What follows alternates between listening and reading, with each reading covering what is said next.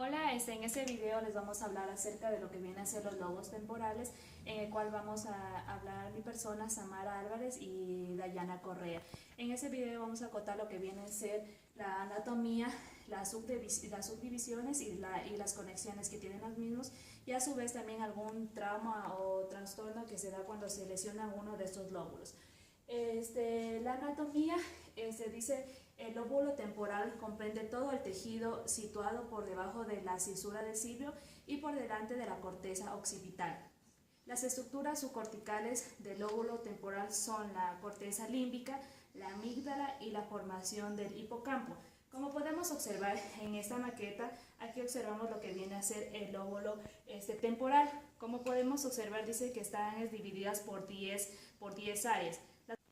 Como aquí tenemos las áreas 41, 42 y 22, que estas vienen a ser las áreas auditivas, y las inferiores, que tenemos las áreas 38, 24, 21 y 37, que estas vienen a ser las áreas visuales. Aquí también podemos observar lo que son la amígdala en esa parte de aquí, y en la parte de aquí podemos encontrar el hipocampo, en el cual aquí también podemos observar lo que viene a ser la fisura de cirbio. Si nosotros observamos a esta corteza, la vía ventral, podemos encontrar la circunvolación inferior, la circunvolación medio y lo que viene a ser la circunvolación inferior. Si nosotros también a esta maqueta la observamos de una forma medial, podemos observar aquí lo que viene a ser el cuerpo calloso.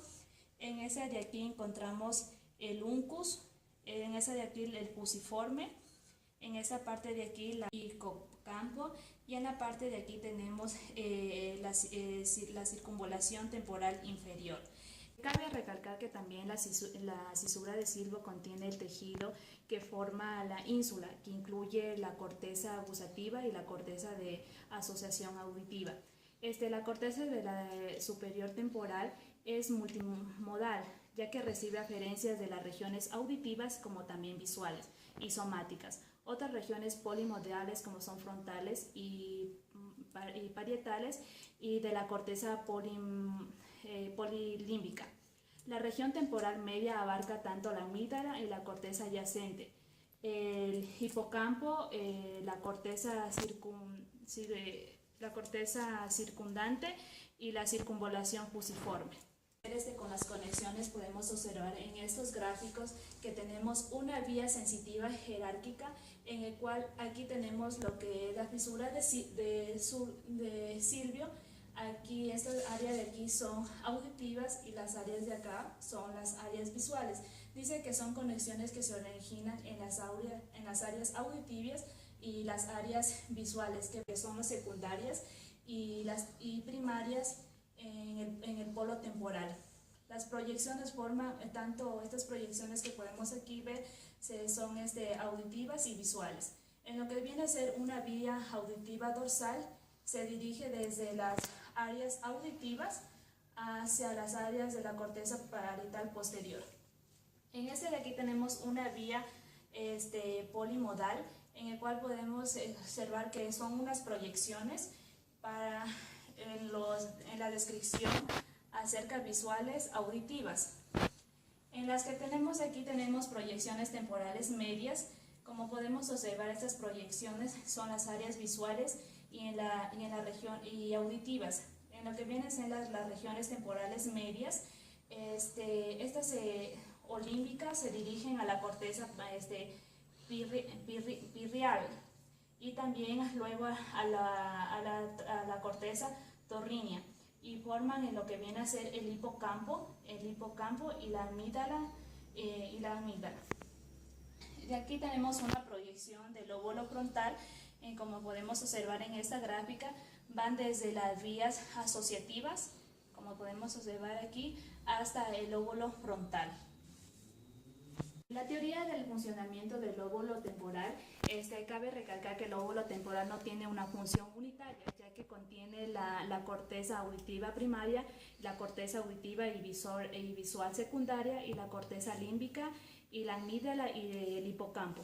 En se dan tres procesos, que son procesos sensitivos, respuestas afectivas y navegación espacial, en donde dice que los procesos sensitivos, este proceso es el reconocimiento de los objetos y constituye una función de la vía visual del lóbulo temporal. Por ejemplo, cuando una persona está buscando palomas de diferentes formas, tendrá que recalcar bien tanto forma, tamaño y con textura. La respuesta afectiva son las respuestas afectivas que se producen en una función de la amígdala. Por ejemplo, esto puede ser cuando una persona escucha a una serpiente está en peligro. Entonces esta persona primero se va a recalcar ver al suelo y lo primero que esta va a reaccionar es que se le sube el ritmo cardíaco. Y por otro tenemos la navegación espacial, es que el hipocampo contiene las células que codifican lugares en el espacio. Otro tema tenemos lo que viene a ser el surco temporal superior y el movimiento biológico. Se hace una relación tanto que bien tienen que ver con los animales y con las personas, en donde dice que los animales participan en lo que se denomina un movimiento biológico, movimiento que tienen relevancia particular para una especie. Por ejemplo, cuando hacen movimiento de los cuerpos, de los ojos, esto es para un significado social.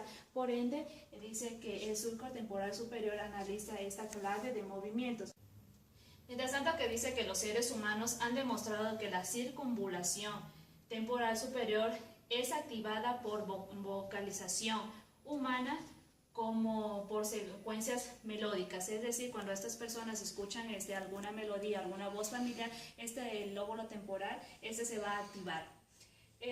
La simetría de la función del lóbulo temporal, por ende, dice que una de esas, cuando se lesionan tanto el lóbulo temporal o temporal izquierdo o derecho, dicen cuando es el izquierdo, cuando se sufre una lesión, esto se vincula con los procesamientos de los sonidos, mientras cuando hay una lesión en el lóbulo temporal, esto tiene que ver con el procesamiento de ciertos aspectos musicales. Los síntomas de las lesiones del lóbulo temporal: existen algunas lesiones del lóbulo temporal, una de ellas puede ser las alteraciones de la sensación y percepción auditiva, otro del trastorno de la percepción musical, trastorno de la percepción visual, trastorno de la selección de los estímulos visuales y auditivos.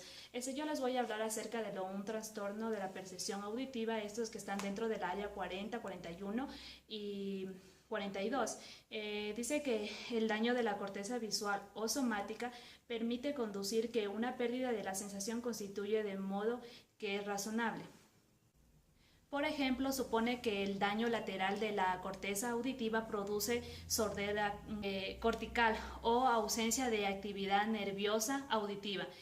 La percepción de la música, también viene a ser otro trastorno de lesión que se puede sufrir dentro del lóbulo temporal. Se dice que es una segunda categoría de déficit auditiva, es la asociación con el procesamiento de los sonidos relacionados con la música. Estos pueden ser, los sonidos pueden ser de tres aspectos, tanto intensidad, timbre y tono. Intensidad se refiere a la magnitud de una sensación según la evaluación de una persona concreta, es decir, esta persona puede decir si el sonido es muy fuerte, muy suave o suave.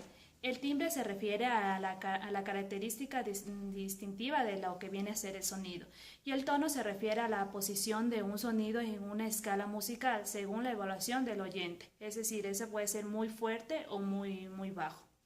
Trastorno que podemos observar en las lesiones del lóbulo temporal sería un trastorno de la percepción musical. Nos dice que los seres humanos nacen con una predisposición para el procesamiento de la música. Dentro de ella también encontramos la amusia congénita, que son aquellas personas que son sordas para los tonos. Las personas amúsicas tienen una anomalía en sus redes nerviosas para la música. Si se tiene una lesión de la circunvolución temporal superior derecha, deteriora características para procesar las melodías. Otro trastorno que podemos ver es el trastorno de la percepción visual. El trastorno de percepción visual podemos observar a los pacientes con lobectomías temporales. Estos presentan un déficit de la percepción visual. Los pacientes con daño del lóbulo temporal tienen un rendimiento bajo en las pruebas de cierre de Money.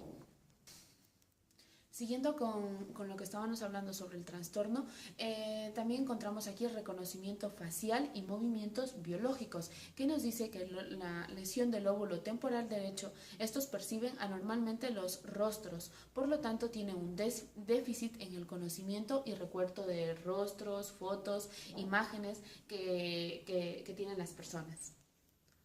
Otro trastorno que podemos observar sería el trastorno de la selección de los estímulos visuales y auditivos. Dentro de estos encontramos la percepción auditiva, que quiere decirnos que es cuando escuchamos dos conversaciones a la misma vez. Las personas no tenemos la capacidad para estar captando dos informaciones a la vez. Por ello, el sistema auditivo tiene dos estrategias. Una sería una conversación es ignorada. Y la otra sería la atención se desvía de una conversación a la otra.